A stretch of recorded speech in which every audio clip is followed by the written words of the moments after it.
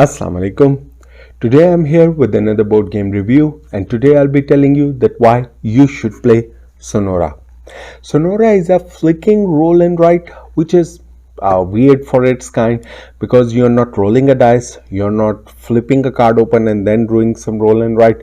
You're instead flicking disc on this board, and then based on where those discs fall, you will be doing some scorekeeping on a player sheet.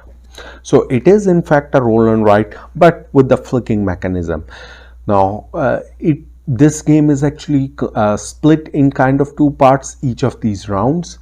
So first round you will be flicking all of your disc, and once every player has flicked their disc on the board, then they will move on to the rolling and writing part of the game. That's how this game is going to work. So if you will come closer, then I will show you that how this game works, and then later on I'll tell you about my views of the game. This is the first half of the game, in which you can see a board which acts like a crokinole or carom board, in which you will be flicking disc from this elevated area onto the gameplay area. Now this area is divided into 4 sections, and each of these sections are going to be scored differently, and that's why the game is divided into 2 halves. So instead of trying to jump between the 2 halves, let me show you without understanding how the scoring works. Let's just first understand how this portion of the game works. Any of these player, all of the players are going to be actually getting these disc, which are number 1 to 5, and that indicates the strength of that disc. So any player who is actually on the current active player is going to be selecting any of these discs and is going to be flicking them on this board starting from their spawn side. So the first player is always going to spawn from this area or going to throw the disc from this area. The way to recognize these areas is by looking at the animals shown here, as well as the picture of the area itself. But this is the lizard area, then the owl area is this one, which is the water streams, then the cracked muds are where the rabbits are there or hare is there, and the fox is in these hills. So let's first look at this area. You can flick your disc, and wherever it lands, if it lands somewhere in the middle, then wherever it's in majority, that's where it will be considered.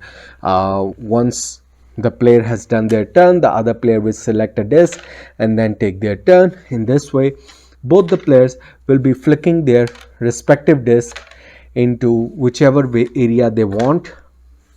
Now this also means that they can flick other person's disc, because this round has to be finished, this part of the round has to be finished before we move on to the scoring round. So for example, if I didn't want this one to be here, I do have a chance to actually flick them away from this area if I want to, and the other player can use this chance to actually even roll and get inside this area. Let me show. So for example, if someone comes in this area, he will immediately remove his disc. This is considered as a wild area, so you will be removing this disc, keeping it separately, just to indicate that you have rolled a wild. And this 5 pointer, I can decide later on that which area it belongs to. In this way, both the players will be finishing their disc.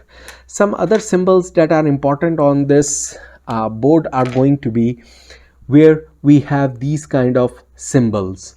So even though you are more interested in coming to a majority area, but then if someone is actually coming even on the edge of these symbols here, then that just means once all the discs are done, this just means that from the water creek you found a tunnel, and this disc is able to actually travel back to the fox area. So it will travel back to the fox, so it is considered to be here for scoring purpose. This is in the majority of this area, so it will be considered over this side. Once we have done all of these separations, that which area the disc belong to, then the scoring phase is going to begin. So I explained this symbol. Another similar symbol is going to be this one, which is going to multiply anything by 2. So if my 2 disc was here, then it's going to be considered as 2 multiplied by 2. So 4 is going to be considered the strength of these discs. So that concludes the first section of the gameplay, in which all the players are going to be flicking their disc and then deciding where their disc land, and accordingly what will be the strength in each of these areas. Now once you exactly know what your strength in or what discs are available in each of these areas, then we will be moving on to the scoring side of things. So let's slightly move this out of the view and bring the scoring sheet in the center. Now how the scoring works, we are going to have a look at that one.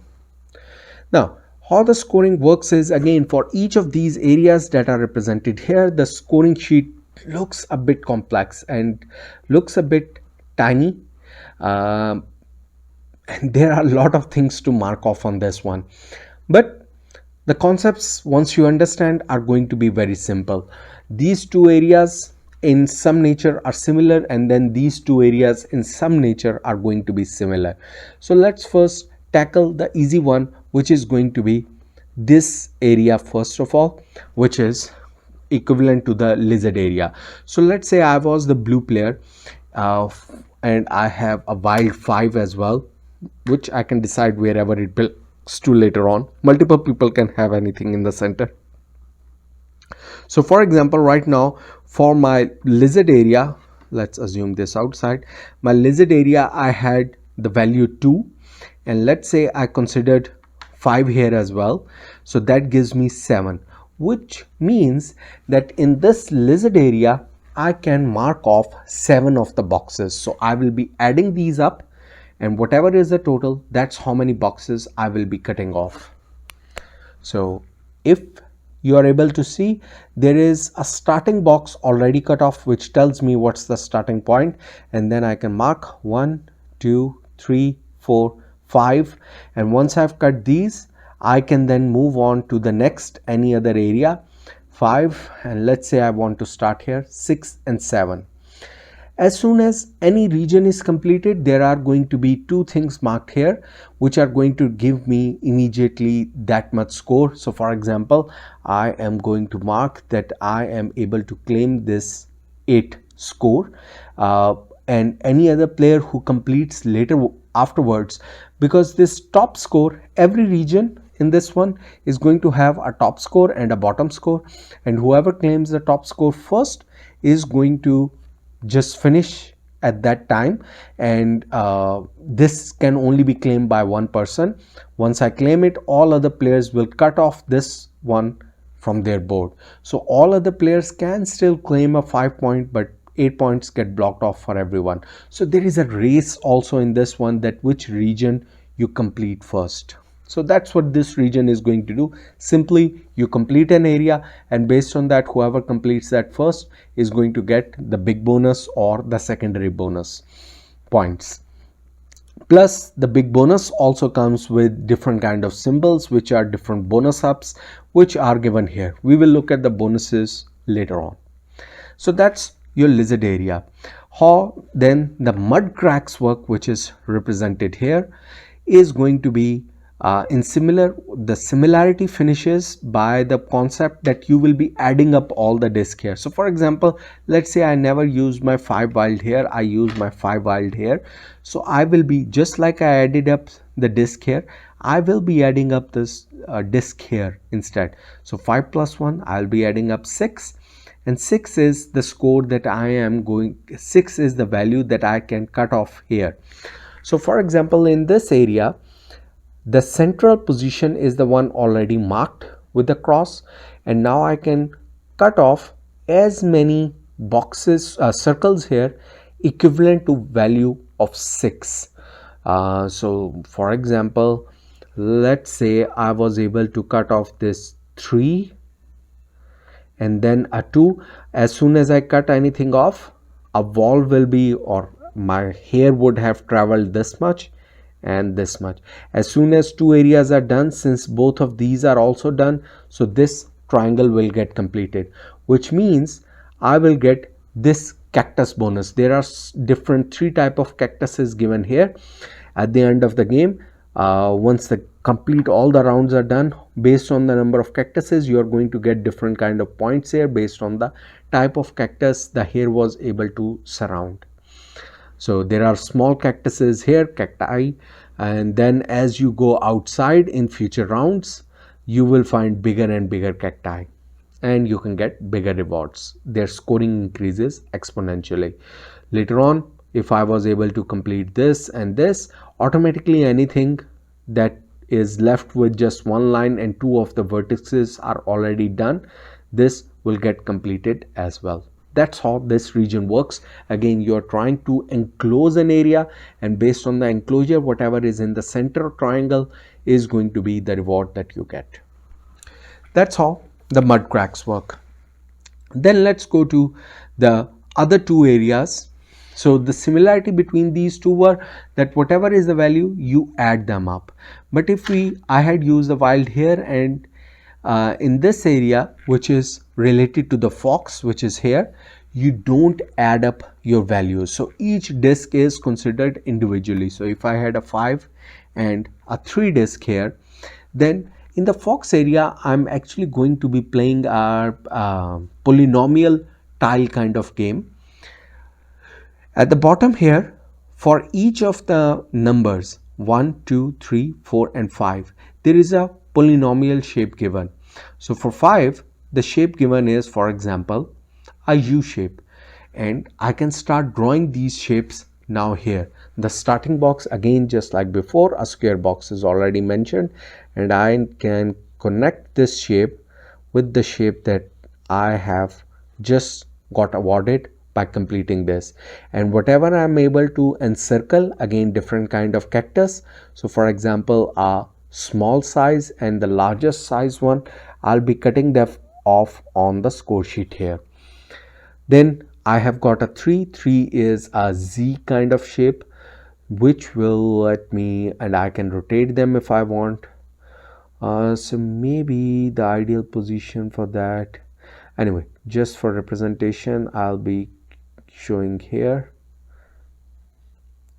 So this is my Z shape that I am collecting here, which will activate an owl bonus for me, as well as a medium shrub. So as soon as I cut one complete row, I'll be getting this much points. So 5 points are already activated for me by completing a row. In future, you can complete different things, but as soon as an row is activated, you will be completing that reward. And that's how the scoring works in this one. You are trying to complete different kind of polynomial shapes, and that's where the decision is coming. So for example, if you saw here, I use 5 points out of my 6 points. So maybe using the 5 disc in that rabbit region wasn't the ideal choice. So maybe that tells me what decision I have to take, what disc needs to go there. Similarly, for this region, what I need to see is that, okay, exactly what kind of ideal shape would fit. So next time, maybe the kind of shape I need is a small L to cover this gap. So next time, it's the 2 shape disc, the 2 number disc that I need to throw in this area to get the correct scoring, in the fox area to get the correct scoring. That's how the fox works. The last one is going to be the owl section, which is the Water Creek section. And the similarity between the fox and the Owl Creek is also that you are not going to add up the values. You are just going to see what disc you have. So for example, if I was using a 5 and a 4, so this tells me how many circles I can cut off before I reach my destination. So for example, if I'm using 4 disc, then I can cut off 1, 2, 3, and the 4th one is what I'm going to circle. So I'll be losing all these point rewards and only circle the reward that I'm going to get. So that's why the number based on this, what I want to get is important. The next is 5. If I wanted to get up to this rabbit, then 1, 2, 3, 4. So this would have been ideal for me that I used a 5. Next time, if I want to reach this part, only a 4 will be enough for me. If I want to go here, then maybe a 3 and a 2 is going to be ideal for me. As soon as whatever is in the circle, that's how many points, or that's the reward that you're going to get. Whatever you cut, whatever flows, the water has flown through that stream path and you were unable to capture that reward. That's what these different streams represent. So you cannot just in between start, but wherever there was a branch, in future I can start my branch from here as well. That's how the streams work. Now in all of these, what also there are different symbols and which can correlate to these kind of different discovery bonuses. First of all, you will be able to do extra flips, rerolls, or extra flicks. You can change swap numbers between the two areas. So for example, maybe I don't need 5 here, I want to put 1 here. I can swap those two. Those are these rewards. Then these are different rewards which can activate other areas. So for example, a hair symbol, of course it's going to activate the symbol here. The fox area, the more things I can cut in the fox area. The owl symbol, more things I can cut in the owl region. Once all the game is done, then what I will be doing is, of course, adding up all the score, whatever I have circled in each of these areas. Those are my final scoring. Those will be written here and you will be adding up all the score, and that's how you decide the game winner. So that's how you play Sonora. Now, let me first discuss the components of the game. Flicking these discs work well for this size of the board. Very rarely our disc went outside of the game. The one thing that I did find weird for these discs was that the number printing was done only on one side of the disc. So many times when you were taking these discs out, you would accidentally be flipping them over, and that was just a minor thing, but it does disturb you and you have to flip them over just to see, okay, what's the value of these discs. I'm not sure why they just couldn't print it on both sides. Maybe it has to do something with the production. Second thing is going to be about the art style of this one. Even though I do love what they did with the box art, I'm not really a fan of what they did with the art on the board or on the rolling a ride. They could have gone with any cheerful theme, but this dry desert theme doesn't just suit me. Maybe because I live in a desert and I'm fed up of it. Maybe that's one of the reason. But anyway, it was not something that the aesthetic of the game aren't pleasing that will pull someone in. Maybe if they could have given some other kind of theme, it would have worked better, because in the end it's still going to be a majorly an abstract game. Those animals going through different kind of it doesn't really have any kind of theme. It's a pure abstract game. So might have gone with just some beautiful colored themes rather than whatever desert colors, because these kind of games have a chance to move away from beige color, which the Euro games have to adopt to show industrialism. So why not use that chance for a more radical, rapid, maybe some hacking theme on it with neon colors? That would have been much better, that you are hacking the system, making firewalls instead of running under mud cracks. Anyway, that's my other complaint about the looks of the game. Now, the third complaint is going to be about, again, these are all component wise complaint. There are just too many small things on this single board. It's going to be too tiny for someone, and many times when you are making those marks with a marker, also you are unable to actually see the score or the bonus that you just encircled, and then you have to maybe remove just to see, oh, what was it, because it's so tiny. Maybe the solution would have been that a bigger board, maybe 2 boards flipped open would have solved this issue, but I do really wish that they could have worked better on the size of the components as well on the rolling ends. I think the board size is fine. It's just the size of these writing pads. You're just going to get 4 of these anyway. So why not make it 8, that is 2 per player. You're, because they are printing it on the back side, which again you don't really need. I have no idea why they wanted to print exactly the same thing. Is it different? I don't think there is any difference. Maybe if there was a difference, it would have added some variety as well. But no, they are all exactly the same. Side A is same as side B. They could have done that as well to add some variety to the game, to have 2 different sides, and every player decides that okay, today we are playing on side A, tomorrow we'll play on side B. So there are some few missed chances with this game. The third thing might be an only issue with me, my version, my copy, that the markers were dried out. Even just when I opened this game new, the markers were really dry. Only I think one marker out of all the others was working. That's why I was using a black one. The game does come with colored markers for each of the players with their thematic colors, but those markers weren't very good. The inks had dried, so I ended up buying my own set of markers and using them. So that's a lot of complaints when it comes to the components. Now, game wise, it's an okay game. Again, not a sparkling review or recommendation from me. The flicking is going to be the most fun thing that you will do, but maybe it was just those component issues when writing that I wasn't having fun while doing the writing thing. Those choices are nice.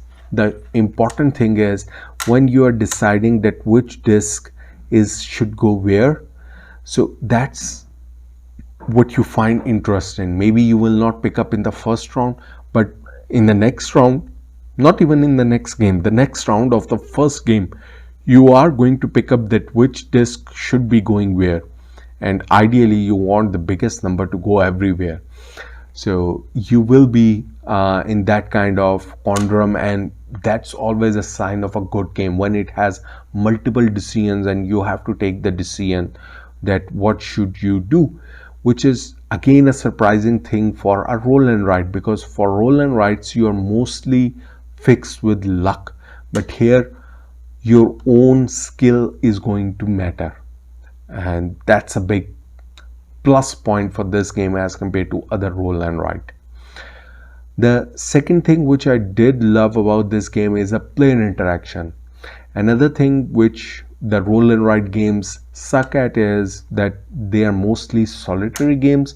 You are playing on your own pad, I'm playing on my own pad. Well, you will be playing on your own pad here as well, but at least there is this main central mechanism or half the round where every player is concerned and they can interact with each other. They can flick other person's disk. So if you were able to put your disk exactly on the 2 multiplier, then every other player is going to try and push you away from that 2 multiplier and instead come in your place into that. So either they try to get that, or do they want to throw their disk in the central hole and get a wild.